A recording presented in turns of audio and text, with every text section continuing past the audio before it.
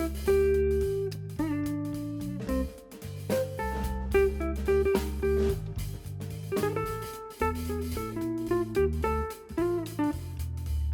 everybody, and welcome to the Ivy League, a Chicago Cubs podcast. I am Marco Santana. I'm out here in sunny, beautiful Orlando, Florida. With me, as always, is Rob Osterman holding it down in Georgia, and Ethan Davis, our lone Illinois representative. Guys, this is going to be a really cool one because we actually have a game to talk about, or two of them. Two games to talk about. Hell yeah, brother. I mean, I wish we could say it was all beautiful things, but, I'd rather talk about this than not. And I did the math, by the way, just it's very bizarre. Just so all the people out there who are ready to get off the cliff because we're 0-2, which I've heard already, we are only two games. Once I did the math, it is literally 1.234567% of the schedule so far. That 1 through 7 thing was really bizarre to me, but I want to throw that out there. But yeah, we're just starting, and we got like 160 games left. I'm excited. These at-bats are counting. Got some good things to talk about out of that series. Got some bad things to talk about out of the series. What do you guys? What's your quick take on what happened? Well, I got to go with the good thing first because Yeah. I think the trip in its whole it was really good for the team chemistry. I saw all over social media the players getting along with each other, and I think that part was great. But I think the whole formatting of how they did it, and the fact that they're playing 12 hours time difference than what they're used to. Yeah. But it didn't seem to affect the Dodgers. I was just saying, the question is like, would you feel that way if they were 2-0, right? And that's the whole thing. No, but now that we're 0-2, I look at it from that perspective too. And Right. I also think that it was crazy that Freddie Freeman and Mookie Betts were out, and we couldn't put up more of an effort, especially on the pitching side. Yeah. Shota gave up all those walks, but he reeled it in at the end. I understand he was on a pitch count. And everybody's saying that they pulled Shota too soon, which even I had that meatball impression at first. Yeah. He did walk 4 batters. Yeah, He was getting kind when of he wild. when he was pulled, I think just about everybody was like, "Come on, he's Yeah, but hey, listen, he knew he was on a pitch count, right? If he had pitched better, again, he pitched fine. We'll get to the phantom home run later of the game. But Rob, what's your take on a couple of days here? I really liked the fanfare. I think Yeah. I Okay. agree That's with cool. Ethan. It was probably really good for baseball as a whole. Yeah. And I know a lot of people disagree, but I hope to see more of it in the future. As long as I could have done without the two exhibition games with the Tigers prior to it. I think that. Now I don't recall whether the Dodgers played two also They the 2 did, days yeah. before. They did. Okay. I could have done with just one of those games Yeah. and then a day of rest. I like, what I like You about, know? yeah, no, I'm with you on that. But I'm looking at this long term, right? I mean, the Cubs are planting a flag out there, and I mean, we've already Yeah. seen some of the the results of being in on something early. Other teams are gonna be doing the same thing, and I love that we're in there kind of early. And there's a lot of talent coming out of there. Yeah. I want to see I like Saul. I like the international stuff for the most part. Yeah. As long as it continues to be done with the mindset of giving the players extra rest before and or after, well, and not or, right before and after, to recover from time differences and larger travel times potentially, all that stuff. I don't want to see it affect the games that are played.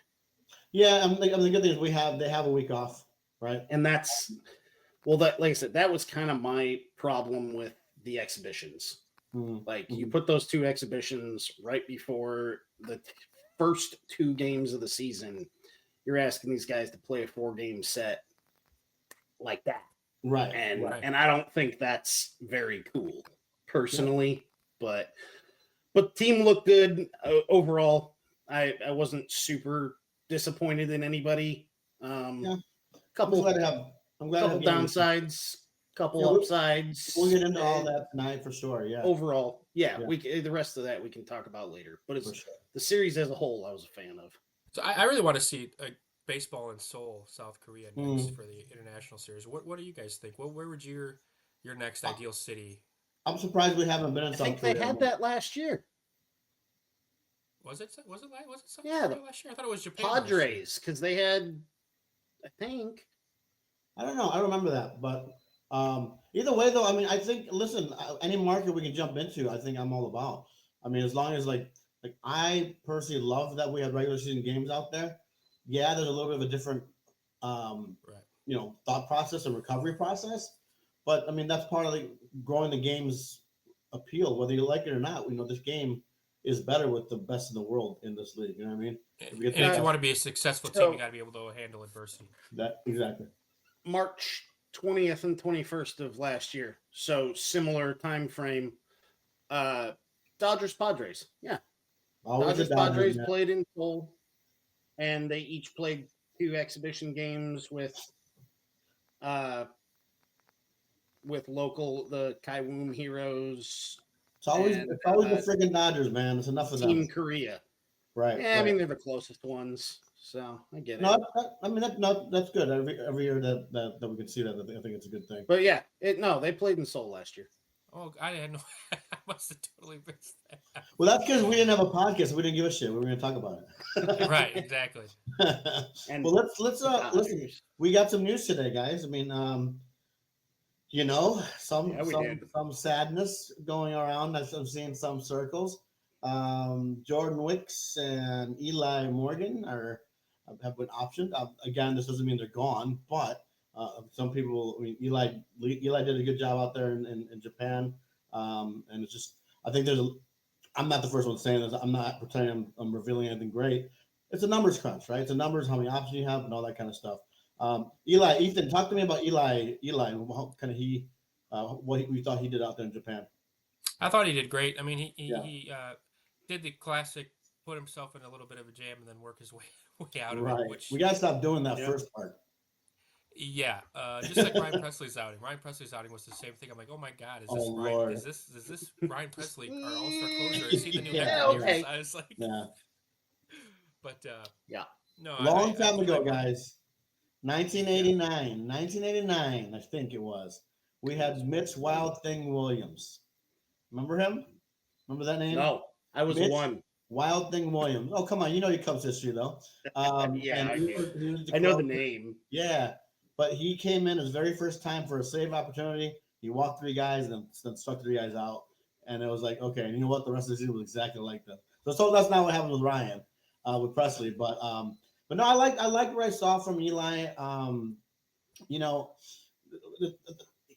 His success, I think a lot of his success is gonna be based upon almost who the pitchers are around him, right? Because he has more kind of sneaky stuff than like a Pearson, for example. Yeah, he's not super overpowering. Yeah. I mean, now I know he's a reliever, but keep in mind, Morgan's he's only 28, which it isn't like super, super young, but I mean, relievers, a lot of times your best relievers are those 30-year-olds. Yeah. And also he's still only pitched in 162 games in a full season's worth of games in his 5 years? Yeah. I think Ethan, right? I think he's got 5 seasons in the bigs in total.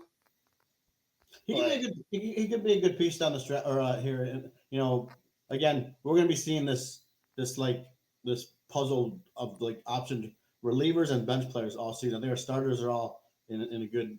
We have our core, but I think Eli's option was to keep him fresh and maybe hone in some things and probably plan on bringing him back up in like late April, early May. We still got a week until the stateside games start anyway, so we got time for that to change as well. John White. He Go ahead, Ethan. I was just gonna say he didn't really do anything to warrant it. I think you're 100% right. I think it's just it's got to be a numbers game. There's just no other way It's a because it certainly wasn't procedural move, performance. Yeah, it's more right? Yeah, definitely for sure. And listen, he was a good one. I mean, we had a couple hiccups in the bullpen, but he came out in the bullpen and our starter in the second and game too. he had a 1.93 ERA last year. Right, He's right. coming off So his career year. So Rob, you gave us some interesting data today. 172 batting average with Yeah. 21 strikeouts in 2 games. And I'm no mathematician, but I feel like that's not good. So, No, that no. you look at the games and you look at who we're facing, and I get it, right? And listen, we're facing two very very good pitchers. We had Sasaki on the ropes, could not come up with that clutch hit. That was Yeah. so that just gave me flashbacks to like the last 3 years basically. And again, there's a caveat here. It's only 2 games. I'm not jumping off the buildings, but we can talk about it though. It was a rough outing. You just knew it's almost like by the end of the series, you're like where there was a clutch situation, like when it was bases loaded. You just knew we were only going to get one run out of that. You know what I mean? When it was base loaded, like 1 out or something like that, you knew we weren't going to do much out of it. And that was only because of a base loaded walk. yeah, which to me, like I understand it's only 2 games, and I get Yeah, it, and I'm still optimistic right right. now for the season. But for them to be hitting that poorly, and especially with runners in scoring position, and I'm just like, okay, did 2024 season never end? Is this Groundhog Day? Yeah, and I mean, listen. I saw some pods out there saying that, and it's a nice, it's a provocative headline, right? But like, I'm with you though. I mean, it's not. This is not indicative of anything. They're 0-2. They have 160 games left. Rob, talk about the pitching a little bit. They gave up 7 walks, and on the first day, I think it was, or maybe flip it. But last year they gave up 8 walks only 4 times. They've already done 7 twice. Our pitchers. Mm-hmm. Yeah, I mean, uh, Shota gave up what 4 of those, Yeah, I believe it. Something like that. right? Yeah, yeah. I Two of think those I were think bogus. But yeah. I mean, and they didn't have the ABS going in the Tokyo Dome, right? Yeah. So there was no challenges, which I'm looking forward to the challenges. Truthfully, it'll keep the umps honest. It'll keep the catchers honest. It'll Yeah. keep the batters honest. I think that ABS is going to be a good thing as they develop the I mean, rules for it. But let's be clear. I mean, I can play the what if game very easily. I don't know. I forgot who hit that 2-run home run. He hit it right after a ball in the corner. Those should have been strike 3, but we still gave up. Even take away yeah, 2 or 3 of those, Teoscar, I we're still think. looking at 12 to I don't 15, remember. 12 to 13 walks in 2 days. I mean, Yeah, no, it's totally unacceptable amount of walks. However, you kind of gotta like you gotta kind of gotta take it with a grain of salt. It's absolutely. fresh off spring training. It's literally it's still all of these pitchers ramp up times. Right. Now, Yeah. of course, if we had superstar pitching, we wouldn't be dealing with this theoretically. Yeah. And maybe that's somewhere where we'll find that we aren't as good as we thought we were. I hope I don't that's know, not man. the I think I case, think but I think Steele's going to be really good, and this was just an anomaly. I feel he was hitting the corners, and it just caught too much of it. But like the one thing that I think everybody was kind of like, I love seeing the chatter all over online about that home run, the fake home run.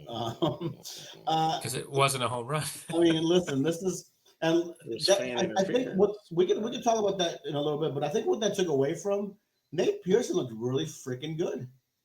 Oh yeah, I mean, take away that swing, and he was throwing 100 like consistently 98 to 100 the whole time. That's going to be a weapon for us. I mean, again, Shohei. I mean, he's good. He's really it's good. really good. So Possibly greatest ever. yeah, even if that wasn't a home run, you're still going to double, right? Or at least. And yeah, we get out of the inning, sure. But anyway, that being said, Pearson, he did really good. Ethan, what are your thoughts on Pearson? What is the ceiling for him? I think we're starting to see more and more that his ceiling is higher than we thought. Because remember, he was picked up from the Blue Jays. I believe they DFA'd him, and that was one where everybody in the comments was like, "Oh, typical scrap heap pick by Jay." Right. You see all Yeah, those oh comments. yeah, And former first round pick is scrap heap. Right. yeah, well, that's the internet for you. But no, I think he's That's the Cubs internet for you, by the way. yeah, I think he's going to be a top 3, top 4 bullpen arm this year. Yeah, So he's just looking at his one outing again. Don't overreact, whatever, on the plus side and the negative side. But for me, like that's the kind of stuff that works its way into like the eighth inning setup role or seven, especially in the whole trusted trio, right? 7, 8, 9. definitely, especially when you have triple digits and control, because we have Right. Luke Little and Daniel Palencia that can hit triple digits, but their control isn't there. And So that's he's why they're kind out of gotten there. both down. Right. So Yep. I was By really Luke Little from Iowa. and yeah, I was just really pleased with the way Pearson looked. And I think he surprised me. I'm sure a lot of people knew it or whatever, but for me, I've never paid attention too much to him, and he really surprised me. I mean, I was impressed by him. Rob, when you look at this, we talk about it not way too much, but we talked about a lot. Is the bullpen, but now we're starting to see the pieces that we've been talking about in this like nebulous kind of way. That we're starting to see where the pieces are going to fit. What's your take on kind of Pearson and just how he looked? And yeah, again, it's only the first couple of days, but it looks like he's and his ERA is 9, by the way. It's the worst in the team. So, Yeah, but I mean, yeah, yeah. Well, his ERA is 9, but that's just because he gave up the one I know, run making in a the joke, Rob. I know. one inning. That's just how the math works out. It sucks for I me am right aware. now, I'm joking. but I think Steele's is far worse. I agree with that. I mean, one hit for a home run to quite possibly the best hitter To at God. least in the last decade, at least. Yeah. Like I ain't mad at that. No. He looked confident. He looked clear-headed. I think he had a really good idea of how he wanted to attack Ohtani too, and he executed what he wanted to attack. Ohtani's just freaking turned on that don't get me thing, wrong. man. It didn't go over the wall, but that was crushed. It was a crushed. Oh yeah, it was a ridiculously good hit. No matter what the outcome was, it was a really good hit. And if we're getting to that later, I'll hold my thought till later. No, go ahead. Yeah, let's get into it. The meatball take I have on that home run is that I wonder if PCA pulled off of it because he didn't want to hit the fan in the face with his mitt. That's a high wall, man. It's a high wall, but did you see where he was on it? I don't think he would have gotten all the way up there. PCA was Spider-Man up that wall. He was. I guess he could have. Yeah, I thought. To me, it looked like he kind of pulled his glove back a little. No, I don't know if he pulled it back because oh shit, that's a high wall. I ain't gonna make it. Right. Or whether he saw the fan's face, over the edge and didn't want to punch her in the face with his mitt. No, I think PCA will happily punch anybody if it means getting out. I appreciate the meatball warning though. Right. Yeah. I mean, I'm not saying he could have had it. He would have had it. I'm just saying I wonder if he could have. It's that whole thing where Mike would beat every team 63-0 type of thing, right? PCA can make any catch. He could rob one from the monster game in Boston if he wanted to. Right. Looking like a road runner. Ethan, tell me, when you're watching the game and watching that play, I'm not gonna make you repeat what you probably yelled at the TV, but what that was. To me, that was like, well, finally he got us. It was only 2 games. I was so hoping to go 2 games without hearing this BS. So Tiny is amazing, blah blah. He's great, but I did not want to hear it. What your reaction when they did call that home run? Well, to me, it was I'm just gonna be a little unfiltered. It was bullshit. They did it because he's in his home country and he's the biggest star and blah blah blah. But there's integrity with the game. And I feel like that was definitely not an integrity move when it's a regular season game that matters. Am I going to say that we would have came back and won? Probably not, but it definitely hurt momentum that we were starting to build. And That's just not right in my opinion. They should have. Yeah, it was a tough call. It was a tough MLB is not going to do that. MLB is not going to reverse that. No matter how clear it is, New York is not reversing that one. Not with Shohei in Japan, no. Right. No, not in Tokyo. Well, too bad. Too bad Suzuki didn't give them that kind of option either. Otherwise, we might have gotten home cooking with that one too. Yeah, I mean that would have been nice, except for he went 0 for 8. Right, exactly. But how disappointing was it to see Seiya come up empty-handed in clutch situations? I felt like the pressure just killed him, dude. Like it got to him. Yeah, I don't know. I mean, it was not a good outing for him, and I think again, but it's the same thing with good or bad, right? 2 games does not make a season. I mean,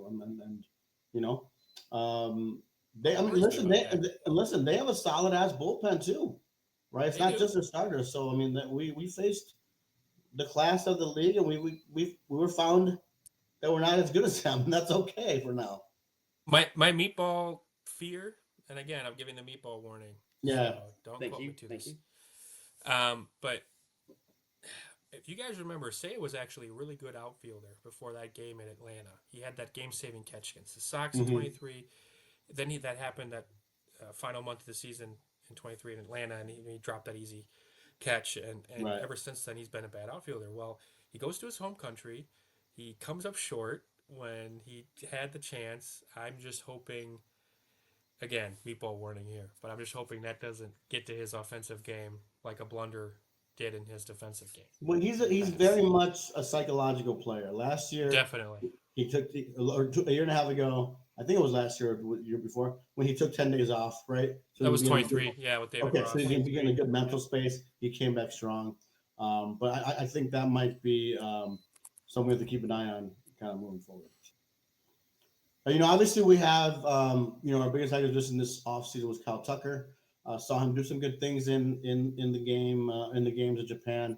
I think it was the 9th inning of the second game. Finally got on the board with a hit. Hit the wall, almost went deep the other way. Got to be a good sign.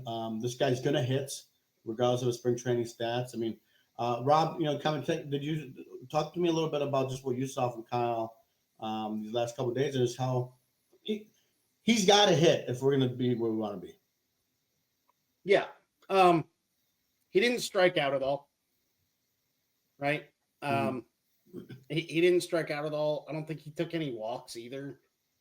But he's a swinger, man. He swings. But he's not seeing the ball.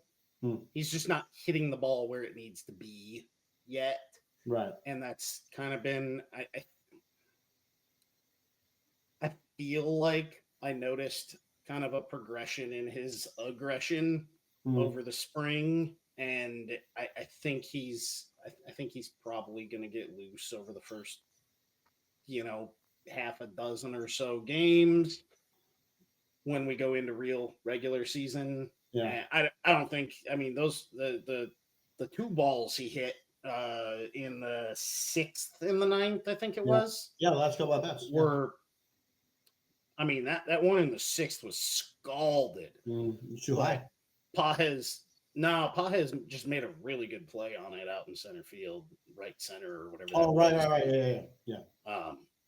Pages made a really good play on that ball, and with a subpar center fielder, that was a double. Right. So yeah, I think, but like you said, I like the last couple of bats. You kind of see him, his process, and he looks like a hitter, man. I swear to God, he just looks good up there. I can talk later about Matt Shaw. I don't like how Matt Shaw looks up there, but we can talk about that in a little bit. I'm with you there. But Kyle Tucker looked like a hitter. Ethan, what do you think about his debut? When I saw him get that double, I was like, okay, well, thanks for doing it in the 9th when we're down by all. Right. But then when I quit seeing red because I was pissed off that we just got smacked by the Dodgers on international television for the 2nd morning in a row, which, by the way, getting up that early and watching your team just to be disappointed, added insult to injury. But anyways, I was like, oh, thank God he got it out of the way. already in Japan. We don't have to carry this over. So I'm hoping that he's shown to me, at least those last couple of bats, he's more comfortable, and I think we are seeing the true hitter Kyle Tucker that we thought we would get. He did face some criticism, I think, in game one. I think it was him that they were down by 3, ninth inning. He swung at a 3-0 pitch. You see that? Yeah, People were kind of criticizing, and I'm like, yeah, I get it, but I don't know if he hits a home run at 6-4. I don't know. I don't know. Your all-star batters, you want them to swing whenever they feel like it. I think that's you know what, you're gonna get the really if you have a superstar who's also like understands not to swing at that's a bonus. But again, Tucker, I want him swinging 3-0 all the time because he can. He's got a career 80-point swing in his average to OBP. He gets on base. Right. Plenty. He takes plenty of walks. It's gonna be fun. It can be fun to watch him work. The thing again, looking at his swing, the swing looks beautiful. Like I love that his swing. It looks like a power swing, right? It's not Ken Griffey Jr. because that was the perfect swing in all the history of the world, but it's a very good power swing. I feel, and I'm excited to see. I'm excited to see that in Wrigley. I mean, remember that we're also talking about like this is out in that very linear, not linear, but it was like a perfect circle, right? But these other fields I'm going to go to the stadium. I mean, I want to see him. I want to see him hit in Arizona with those big gaps. Those deep. I mean, we might even have a triple this next series. You never know. But PCA will probably have 3 of them.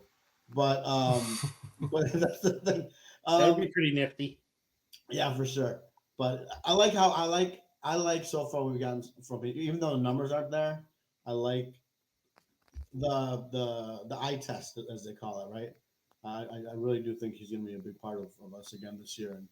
And speaking of which, we're talking about Japan. We're talking about contributions. I mean, only one player had 3 hits, and it was John Birdie. Birdie, just like we all predicted. Right, of course, yeah. And right. Totally thought he'd be leading the team right now. He's not even slotted as the starting second baseman, right? But I think having him as utility is going to be really important. Like I said, last year, in the last couple of years, our bench was not deep at all. But I was just great earlier. Again, don't get too excited, but don't get too pissed at this first 2 games. But he looked pretty good. Ethan, what do you think about just his potential? I mean, clearly when Nico comes back, it's his position. But I think he played himself into a permanent bench role. So, because I think they just needed to see some type of confirmation from him, and for him to come up big when the rest of the team was struggling. That's what you want, that potential from your bench. Oh man, the team's slumping. Who can I get in there that might jumpstart us? And I wasn't so sure on it, but he did it against the Dodgers, so that makes me happy. Right. People need to understand that too. This is the greatest baseball team assembled. Okay. This is the Avengers assembled. They really like are. This is like you had a beer and went on MLB The Show and did a fantasy draft. Like that is their team. And yeah. Let's see if this dumb guy traded me Sasaki. Let's see if this dumb guy traded. Yeah. Let's see if this dumb guy's traded for Ohtani, and they do. Like get him on this deal. Yeah. Right. When you go to the settings and make salary cap non-exist, like nothing, where you exactly avoid all your luxury taxes and do all that. Right. We should play online sometime, guys. By the way. We should. Oh, you have the show 24? Real shit. What's that? You got the show 24. Well, 25 comes out any day of the week. I don't have 24, but I'll get 25. Deal. We all agreeing on that? We're doing that? Let's do it. Done. Yeah. Okay. Pick it up tonight. Shit. We'll play that weird 3-way baseball that doesn't exist. We'll figure it out. But no, I'm excited. I mean, I think. Listen. I don't want to be overly dramatic and say you only go as far as your bench goes. Obviously, you need starters that can rake and starters that can carry the team for a while. I think we have a couple of those, but if your bench is deeper, your success rate is higher. Because again, we were talking before, 7th, 8th, 9th inning, clutch innings, you're facing for the most part their best pitchers because they only have one inning to get through, right? And so you need those guys like Birdie who can come off the bench, and he surprised me, frankly, and but pleasantly surprised, and I'm actually happy with the with what it looks like. Well, And to add to your comment about the deep bench, yeah, you remember 2016, our backup catchers had home runs when it was clutch and when it was bad. yeah, How yeah, many times did you see just any playoff run from the past 3 or 4 yeah, years, not just ours? And see, bench players came up big in big moments. This is a 162 game season right. plus playoff games. You need to have those guys that you can plug in where it's not detrimental to the Hmm. rest of your team. Rob, last word on Birdie. On the Birdie bench, Yeah, the Birdie led bench. yeah, I mean, if John Birdie exemplifies, if he's the descriptor of our bench, I'm pretty okay with that. yeah. Turner was okay. I mean, he looked decent up there. Yeah, that's another. Yeah, I was a yeah. little disappointed we didn't get to see Gage Workman. Right. Yeah, that right. was strange. Yeah, I thought he would go into one of those pinch situations there, but I understand why Turner got put in because both pinches were a splits issue, a Yeah. matchup issue, and so they switched to the handedness. But Yeah, I think to me though, like I think a they part also of me wanted was Turner to play against the Dodgers. a part of me was kind of like very oddly. I was glad to not see Gage Workman, and I'll tell you why. I feel like it really showed me, okay, Council's taking this game seriously. It's not just like little league rules. Let's get everybody in the game, right? So I think I don't know. I know that sounds like really bizarre, but that was just kind of one of my takeaways from it was like, okay, he does those Turner's the right matchup here. He's not trying to force Workman into getting in that bat. He'll get his though. I like him. I think he Oh, can. for sure. Yeah. We had a little bit of a problem with a couple guys. Suzuki, obviously, I actually wrote it down 0 for 8 with 4 Ks. You got PCA 0 for 7 with 3 Ks. Michael Bush 0 for 6 with 3 Ks. Suzuki and Bush each had a walk. Again, game 2. But Ethan, what do you make from PCA? I love that PCA, even though it didn't come through. He tried that bunt. It didn't. He didn't execute it, but I like that he was thinking because that's the way he's gonna make. That's his slump avoider, right? Is to just get on base, use his speed. Yeah, I mean, I'm not gonna lie. I kept thinking he was gonna be the one to get the big hit. Yeah. But it's early. He's still, he is a young guy. I still think he's gonna end up being at least a 250 hitter, have 40 plus bags. So I don't know. I was more concerned with Bush, honestly, than I was PCA. Yeah, Bush is like put up or shut up here, right? I mean, not to like again. I'm gonna say it's 20 more times. It's only game 2, but with Michael Bush, there is like PCA. You almost expected what he did last year. Michael Bush was surprised. So you kind of hope that that's his average, at least close to that. But I know I liked. There's a couple pitches we look at it and you're like, wow, this guy is a major league hitter. But then in the next pitch, he'll miss on what seemed to be an obvious follow up, if that makes sense. Not that I'm smarter than Bush or anything like that, but Rob, what's your taking kind of Michael Bush just kind of coming back over 6, yeah, but I don't know, man. I think I'm still one that's very excited to see him. I'm not convinced 0 for 6 means he's a wash by any means. Yeah, sure, I'm not convinced that he's gonna have a super sophomore slump or anything. He's been around long enough. He's been in the minors long enough. He's got lots of college experience, lots of minor league experience. I think he'll probably be fine at the end of the day. I think he did. I see what I think I know what pitches you're talking about. Mm-hmm. Where like, oh come on, man, right, you shoulda, whatever. But that's also it's not back. that concerning at this point in the season. If he's still doing that May 1st, we'll have a conversation about that. I mean, speaking of this, I mean, listen, the one thing that even our defense wasn't that great, just put it mildly.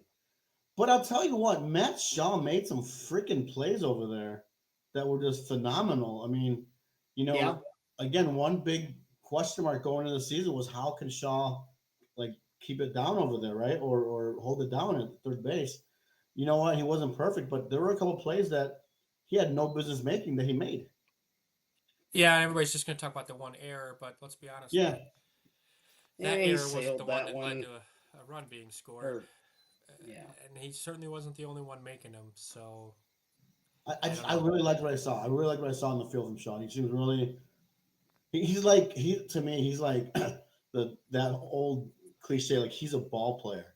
No matter where you put him, he's gonna figure out what to do to succeed. Right?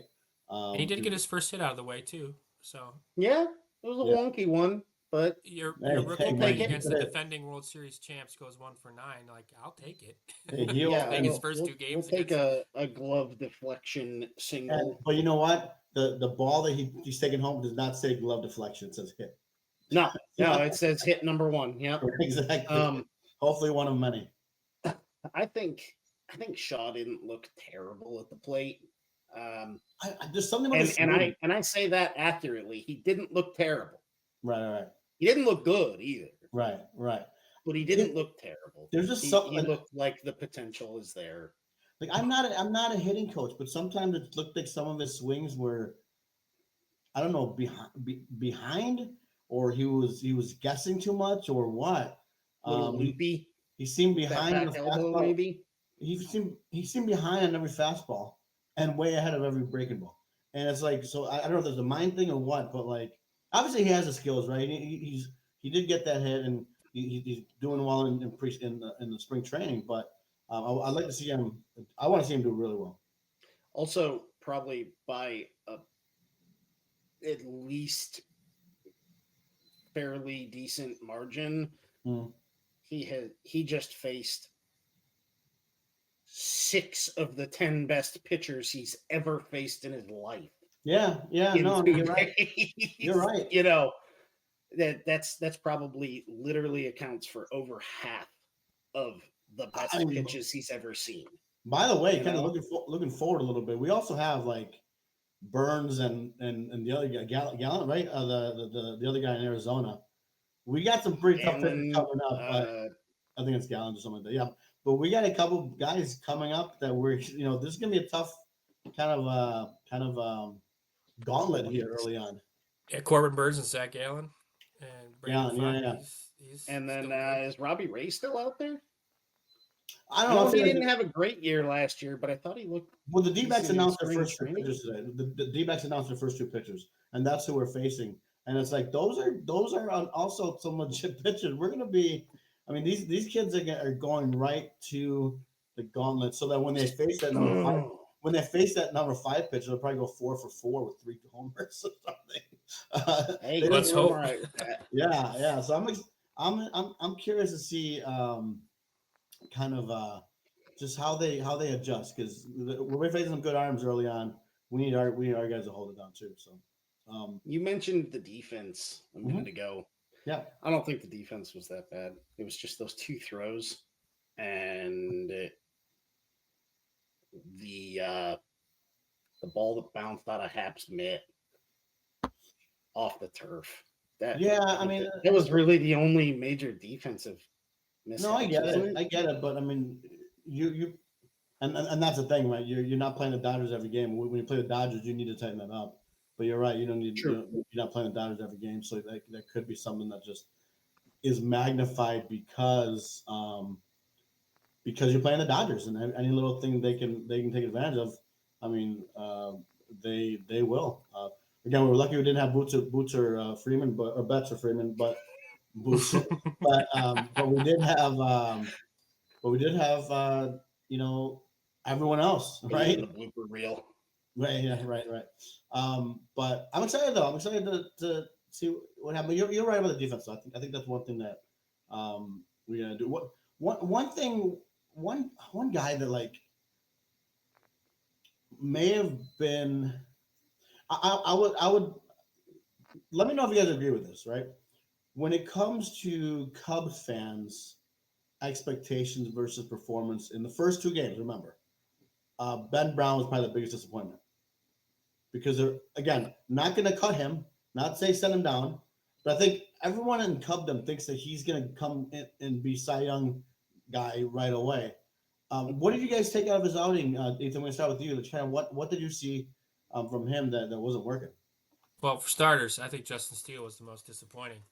Yeah, that's true. But That's true. uh, he definitely got settled in. The first inning and a half was pretty rough, but once he calmed down and got settled in, he looked great. Again, chalk it up to young guy playing against the Dodgers. I mean, honestly, Yeah, uh, Yeah. uh, a In lot of the guys Tokyo. on the and a so lot of the yeah, guys on yeah, the Dodgers made that exact trip last year. They're more accustomed to it. They knew the honestly once you've done it before, you know better preparation strategies and all that. So yeah, I'm not too worried about Ben Brown, although it didn't really make sense to me to have him in that situation. You probably could have played him in an exhibition game, saved Jameson Taillon or Matthew Boyd for these two games that mattered. But Well, I'm curious. I'm actually like curious to see what they're gonna do with that because, um, like we said a couple episodes ago, people were talking about Brown as a number five. I was thinking almost you give him the Assad treatment where you bring him in the bullpen for a year and then see what happens. But yeah, Well, that was the seeing Steel treatment too. the steel treatment That's too. how Steel got where he is. Yeah. So I mean, I again I like his stuff, man. He's probably got the biggest breaking stuff on the staff right now, and that's not trying to put down anyone else's junk. It's just that his really moves, and Rob, I know you're a big fan of his as well. I mean, can you when you see what happened just in these 2 days, where do you see? Do you see him coming? Do you see him coming out of the bullpen for long, or do you still think the starters is his eventual role this year? I've been saying it since Ben Brown Right. was in Double A. I think watching him and looking at his exact type of pitching, I think he makes within what did I say a couple episodes ago? I still think by the end of his fourth professional season, he's probably a back of the bullpen Hmm. high leverage arm who comes out blazing fastballs and slanging knuckle curves, Yeah. and that's just what he does, Hmm. every 1.5 to 2.5 games, you know. Yeah, I'm curious to see because his trajectory could be interesting. I do like him. I Um, hope, don't get me wrong, I hope he's a starter. I hope no, that's he what I'm saying. I do like him as forces our a hand starter. to put Assad in the bullpen. Yeah, I mean, I and I hope, I think he's a but long-term starter. I think aside, and I'm not super informed on the contracts and all that kind of stuff, but I think Brown was a long-term starter. Ethan, what are your thoughts on Brown? I think he's someone we can probably talk about every week. yeah, I think he's fine. I'm not too Yeah, worried about it. Steele was definitely the one that concerned me. When your ace is having that rough of a start, that's that worries me. And I think maybe it's time to have the discussion that is Shota our number one? I mean, let's talk about that because I think he showed he was the starting opening day starter. Obviously, he performed well, even if his pitch count was up around a place the council wasn't comfortable with. But Um, that's what your ace pitcher can dial himself back in. He can give up the walks, give up a couple hits here and there, calm himself down, dial back in, make some extra pitches, yeah, but get out unscathed, and that's what Shota did. that's what I'm talking. That's what I'm And saying. That's what I was talking about. I think he is our number one. I he's think got I to think be. yeah, I think Justin is. But I mean, again, it's super early, and I think Justin knows how to fix what he had. But the problem is he had this every now and then last year, even in really good seasons, he'll have like a blip on the radar, right? And you just kind of hope he dials back in for So do you know, have they announced our starters yet? Are we going with Shota and Justin again? I haven't heard anything. Cubs I mean, Twitter's I wouldn't definitely see been why you quiet wouldn't, on but it. I wouldn't see why you wouldn't, other than get Jameson going and get everyone going. But anyway, either way, hey guys, listen. Here's the thing, though. I think I'm excited because they counted, guys, and that's amazing. I think what I'm looking forward to now is just frankly waking up every day knowing there's a Cubs game coming. This is the beauty of baseball versus other sports. It's like every freaking day at some point, you're gonna make some time to watch the Cubbies. So as we kind of finish up this episode, or final, or not a final preseason, or I guess we got one more before the other ones go. What are your thoughts just on kind of moving forward and Ethan, you can start off. Just kind of where do we go in Arizona? What do you expect out of the team when they get back to Arizona? I mean, I'd really like for them to take that first game in Arizona, just Mm. get their mojo back. But honestly, if they just score some runs off the two top pitchers that they've got, make me feel a lot better. I just hope we don't go into another offensive slump to start the year. That's my biggest concern, more so than our pitching. Honestly, I am worried about the lack of offense and the lack of being able to hit in clutch situations. Yeah, that was bad. That was really bad. Rough. Yeah. Again, it felt like, is this the past 2 years? Is this the same shit? Deja vu all over again, as Yogi said. Is we're going back to the 70s where every year as Cubs fans we're saying, oh yeah, well next year, Right. Wait till next year. Rob, what's your takeaway from the first two games and heading into Arizona? Well, we get to face Gallen and Burns. I mean, like we already said, that's trial by fire, young men. Yeah, for sure. Young men and also those who are new to us. Well, yeah, that too. I don't see Steele having a long-term problem. Yeah. I don't think we have a ace. I think we just have our pair of lefties as a 1-2 punch, and I think that's fair. Mm-hmm. I don't think we need an ace when our top two we need an ace. Well, but I'll take the top two that we got. Well, the prevailing baseball wisdom is like, oh, once you're done with the first week, whoever's number one doesn't really matter because you start to get all these different matchups and all that. At least not until the playoffs. Right. And then it matters again. But that's a whole nother conversation. We have work to do, guys. We're in last place, a game out. So, I hope we have time to come back. I don't think the offense looked too bad, other than the clutch, which is just a weird stat in general. Because there's so many different ways to look at it, man. Yeah, I don't really think we need. Rob, the only reason I give a shit about that is because it's happened for several years. But again, this is only 2 games. I think all we need is like an 8th spot against Arizona on opening day over there, and we'll be all fine. Well, that would be cool. And actually, we might be talking about it while they're playing. While they're doing it. I think so. Well, guys, that's gonna do it for the Ivy League this week. Again, I'm your host Marco Santana with Rob Osterman and Ethan Davis. We are just 3 absolutely avid Cub fans that are pissed off when we lose, but happy when we win. There is no in between. So, guys, thanks again, guys. Everybody out there, we'll see you next week. See you, everybody. See you next week.